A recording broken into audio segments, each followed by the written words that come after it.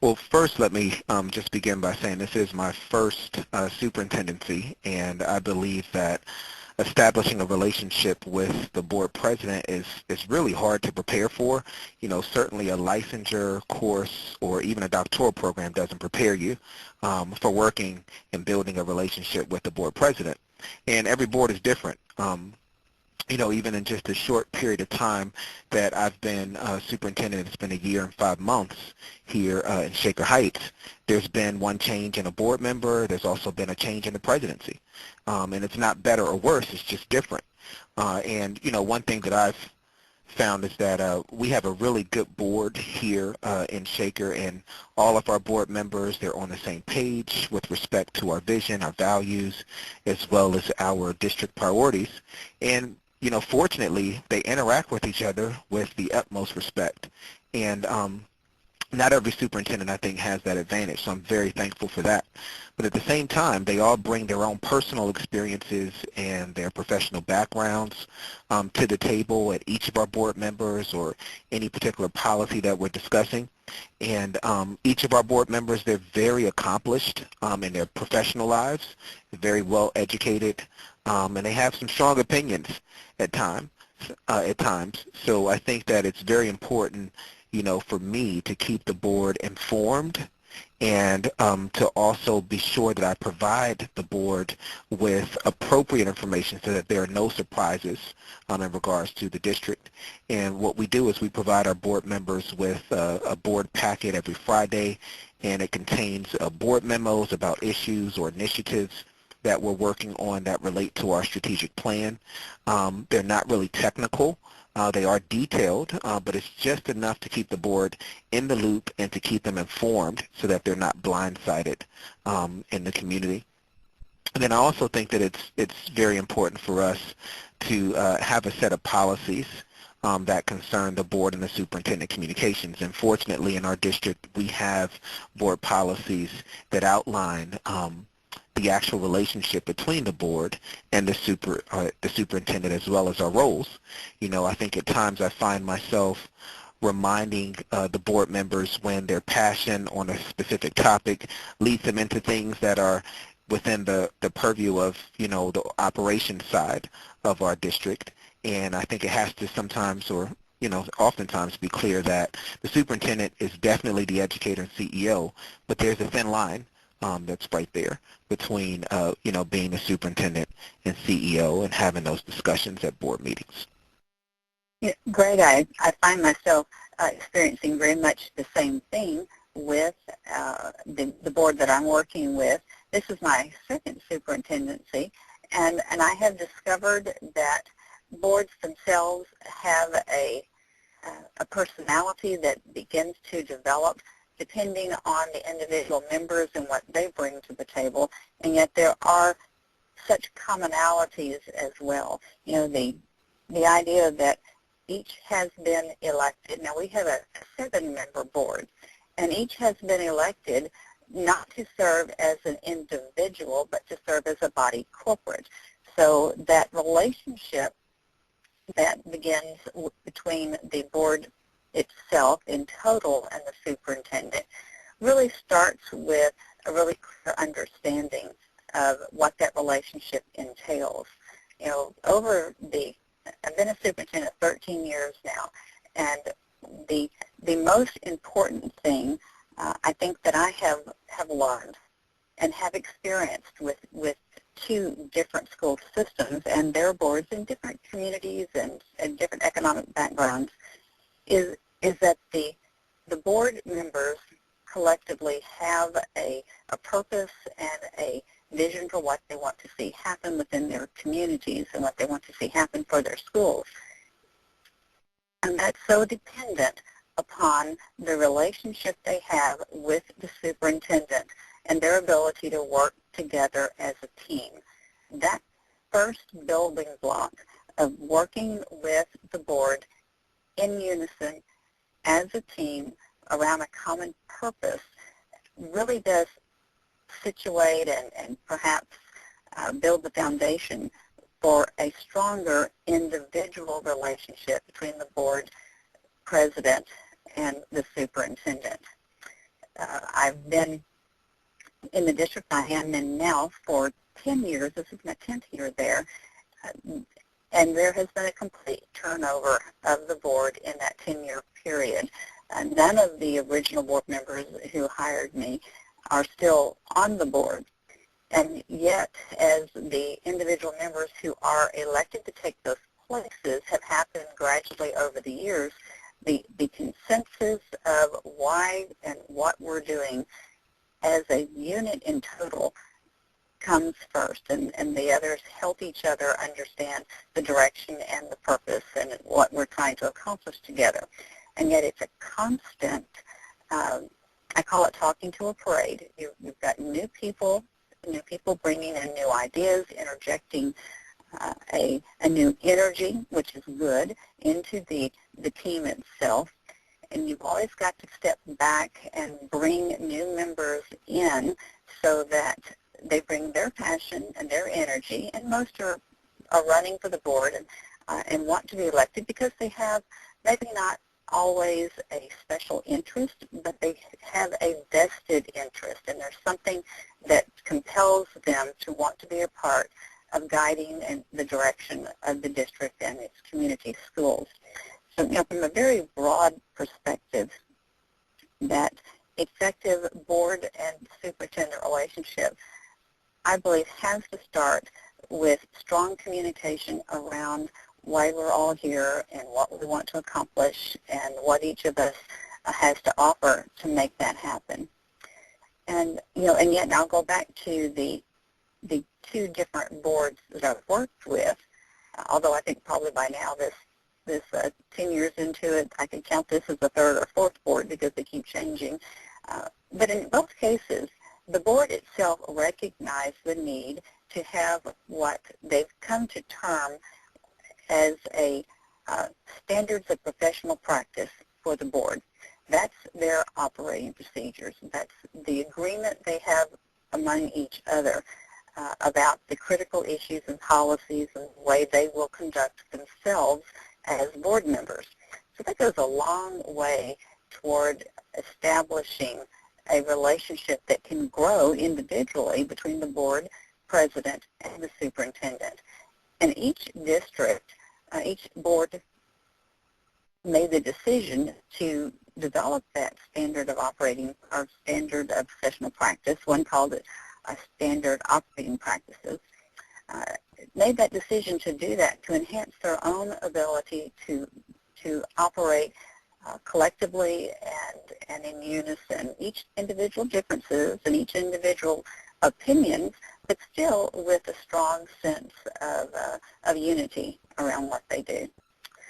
So I would just say that the communication ability of the board members among themselves and collectively, and the communication strength between the superintendent and the board president become just critical. And I think that we just have to always stay alert to ways to build that relationship and establish those communication paths. Well, I think that one of the most valuable things that I've done to build a relationship with and rapport with my board president is the fact that we are able to have discussions and interactions around the board agenda. We have discussions around decisions that the district is making in regards to instruction, in regards to operations, in regards to policy. And, a part of building relationships is having that communication constantly. I say that the board president and I are somewhat attached to the hip because we do spend a lot of time having discussions around what ifs as well as what are our next steps. I also rely on my board president to provide me with some guidance in regards to decisions that are being made for our district overall. It's actually one of my expectations in regards to my superintendent's expectations for my evaluation is to have more interaction with my board president and to use my board president at times as a sounding board just to talk through and walk through some district-wide decisions that are being made. And also on an informal side with one of my former board presidents, she had actually opened her home to have an informal gathering, and it was for the administrative team, all of my administrators and their families, to just have an informal gathering and to begin to build relationships outside of the boardroom, which I think is very important for any board president or board member and superintendent. You know, I think there's also a thin line as well, but I do feel that there are opportunities to allow us to get to know one another better as people. And I think that when you know each other as individuals, it makes the relationship in regards to the working relationship more productive and more effective. I certainly agree with that.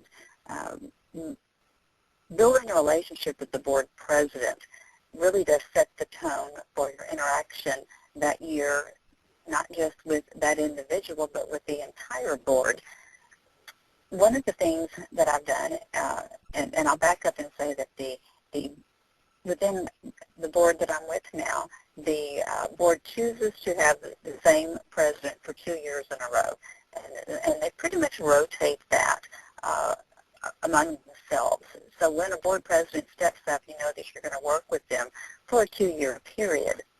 So it's important to quickly establish that rapport with the individual. You know, hopefully I've established a rapport as with that member as an entire board. But now it's a very different relationship because they find themselves very much aware of the internal operations in the development of the agenda itself, highly involved in the development of the budget as it comes forward and setting budget parameters and acting as a conduit and a guide for the reflections and thoughts many times of the other board members themselves. So one thing I have that's worked well for me in building that rapport quickly is to immediately sit down with that new board president and ask them how they would like to be communicated with. What are the things they would like to see accomplished? What are they passionate about? And how do they want to work with me? And while there's certainly a routine and a practice, I suppose, that goes into this, and they're all aware that the board president sets the agenda with the superintendent. Each are different. I've had individual board members who very much want to sit down and go over the agenda and discuss it and talk through it and think about other implications and information we might want to provide. And they'd like to do that face-to-face. They'd like to do that at a breakfast meeting or at a lunch meeting. So of 3 of the 6 of the years with 3 different board members, board presidents, we've met for a breakfast meeting or a lunch meeting, and we really do get to know each other, and we talk about many other things than simply the agenda. We talk about families, and we share the things that interest each other, and we build a friendship as we go, but we always bring it back and focus on the work that we're accomplishing together. Other board members, I remember one who, a very active, very busy professional life, and she and I would do a lot of our communication with each other over the telephone. Now, one other thing that I think is respectful of the position and reflects, as a superintendent, my awareness of their need to be a leader on the board itself is information that comes up that is of the moment or something that occurs within the school or that would be of a high priority or is likely to get press, and that we need to get a communication path moving quickly. I always call the board president first and let them know individually that this has occurred and answer their questions. Then I send the message out that for the rest of the board members, I do that through a voicemail system that gives them an overview of the situation before it goes public, or they see it in the press, or they see it on our web pages. what I gain by doing that is the board president will ask questions. Invariably, they'll inquire about some aspect that I needed to consider as well, because they know their communities so very well. So I've gained by doing that with them, and they certainly feel that they are aware and in the know and not the last person to hear something, or the person that hears it within the group as a whole. We also talk a lot about the board president's role in helping us grow the capacity of the board members themselves, because they need to function in a very high-functioning team. So for several years now, our board presidents have worked with me to select a book study that we will do together as a team of 8.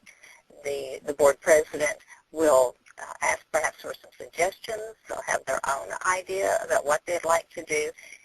And them leading that book study around a broad topic, around a topic such as Daniel Pink's A Whole New Mind, or Drive, or any of the other books that they've done over the years, that places them in a leadership role, talking about the big issues of the district, talking about the what-ifs and the future of the district, and leading that conversation with the other board members.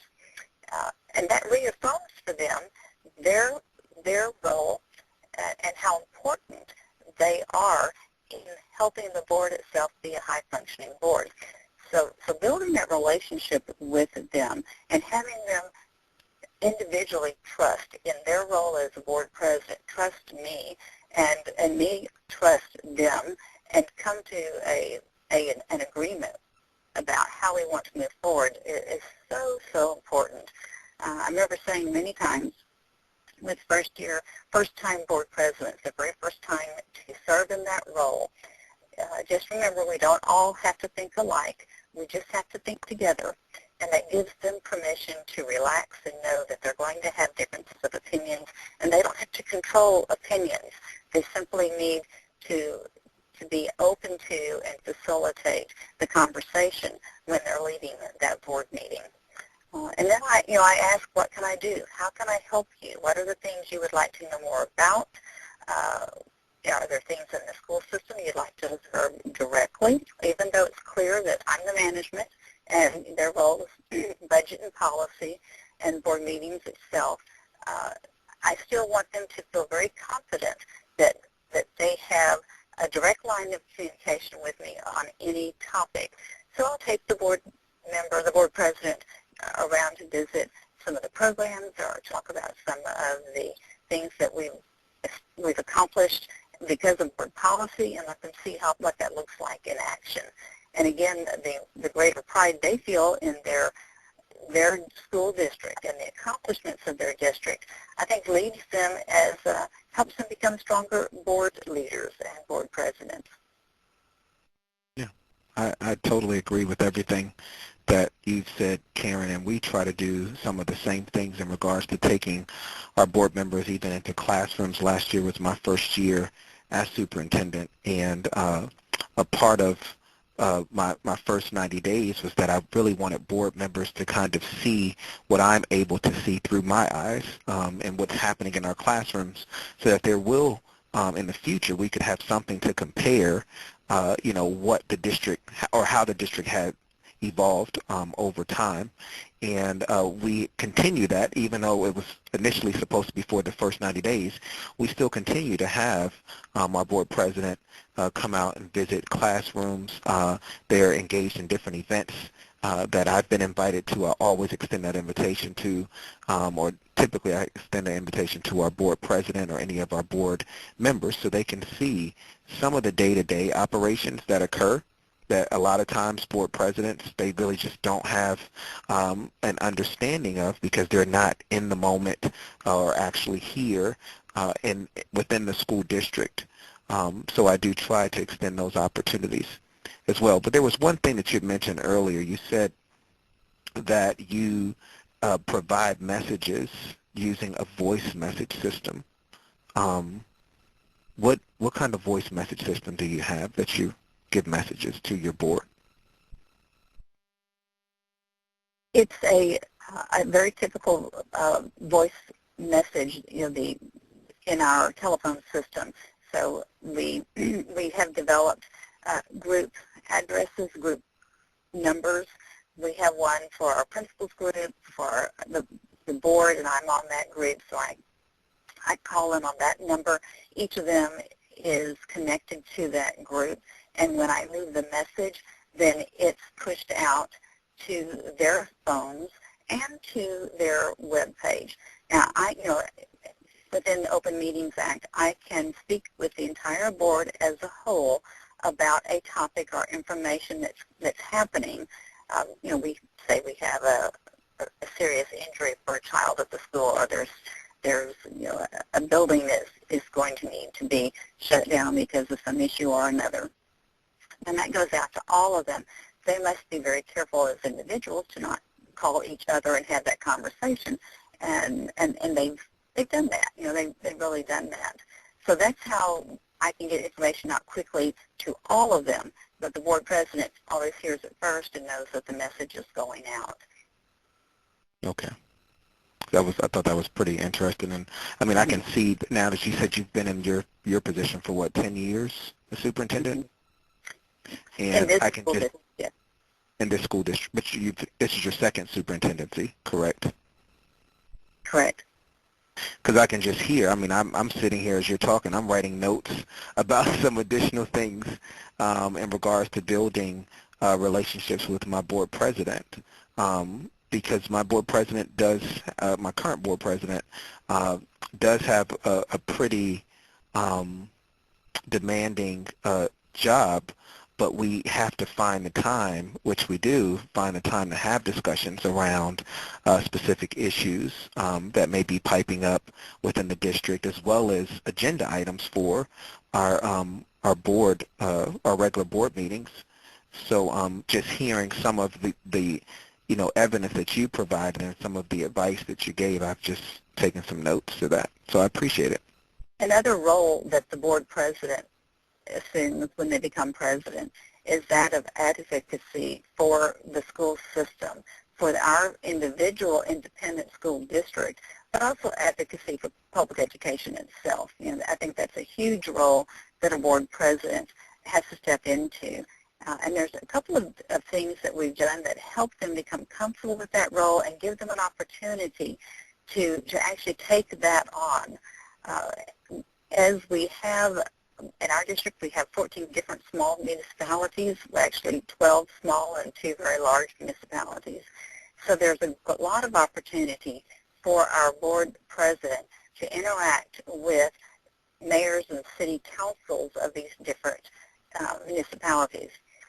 We will go together. We'll talk together. When a new mayor is elected, together we will go and meet with the mayor and talk about the interaction we have with that particular community and the district as a whole. When we have a contentious time around finance, and several years ago, Texas public schools were hit with a budget loss, a pretty severe budget loss, $5 billion, and that meant $22 million to our district alone. So we held a community-wide summit around school finance to help talk about the issues and what we would need to do. Our board president led that out, began with the vision of the board and the purpose of what we want to accomplish as a district and how the finance piece played into that. And then he and I shared that podium. He began the conversation, pardon me, and then I stepped in and talked about the budget process as a whole, and how we would do that, how we would garner community input as we began to look at how we would trim our budget by $22 million. They're not always that critical of a community issue, but they're certainly there, and the board president has to reflect and be the person that the community recognizes as one of the people they've elected to lead and govern the process of the school system. And then that other advocacy role, huge, is we have a legislative session every 2 years, and the board president and I meet with each of our senators and legislators, and we share the legislative priorities of our district for that legislative session.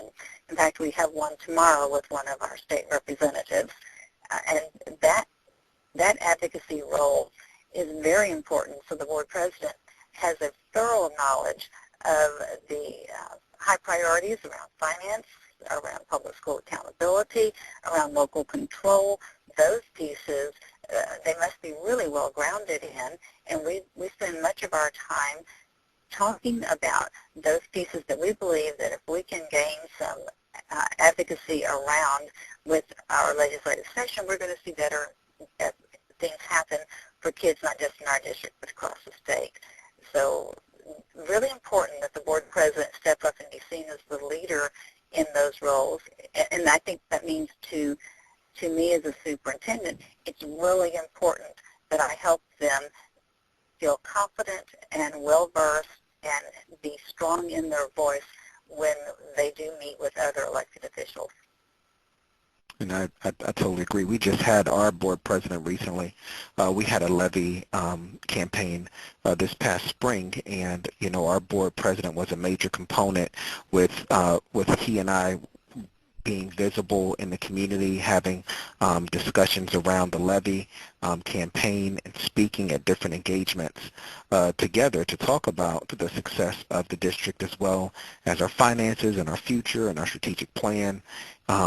And it was a great opportunity for us to actually collaborate, the board president and the superintendent, and to be at the forefront of our community in this initiative to try to get our levy passed, which we were successful. And I think a part of that was the history that he has in the community and his constituent base as well. And as well as providing me with some insight as to how to have discussions out in our community, because it was new for me. I started last year as the superintendent here. I was just getting to know the community, and within the second semester of the first year, we were campaigning for a levy. So I had to rely heavily on our board president during that time to help us, or to help me, navigate through the community during that levy campaign. So that was very, very effective, and I appreciated the support throughout that time. And the role of a board president is equally challenging, and perhaps greater so, during times of a conflict or a crisis, or when things aren't going well. We know that they can step up and do a great service to their communities through advocacy and these other pieces. But there's the behind-the-scenes struggle that anyone who leads a group of other people, all professionals, all with strong opinions and all with great capacity to voice those opinions. Sometimes that role of the board president becomes very, very difficult to them when they have to navigate differences within the board itself, and they have to talk to another member about, now these are our standards of professional practice, and we'd like you to look at these and be more reflective of those when we communicate together. So giving them that support and helping them work through things can be another way to not just establish your relationship with them, but to help them in what they have to do. I can remember a time when there were some things where they weren't agreeing with each other in the way that they would want to. And I remember talking with the board president and saying, this is where you will need to step up and do this. It's your role as the board president to provide leadership and show them and talk with each other and help come out of the other end to build that consensus about how you want to manage your work. So the board president has a very important and very demanding role to play. Demanding enough to be a board member, but it's also demanding in what each other expects of the board president. And they're the ones that police themselves, that say, well, we really haven't been adhering to this thing that we agreed to. and let's have an open conversation and come back to an agreement on it. And a wise board president recognizes when that begins to happen and can step back and say, hey guys, again, we don't all have to think alike. We need to think together, and we need to agree with how we're going to do that. And be that person, that peer among them that is the voice that says, this is how we stay successful. And we just need to do these little quick checks every now and again.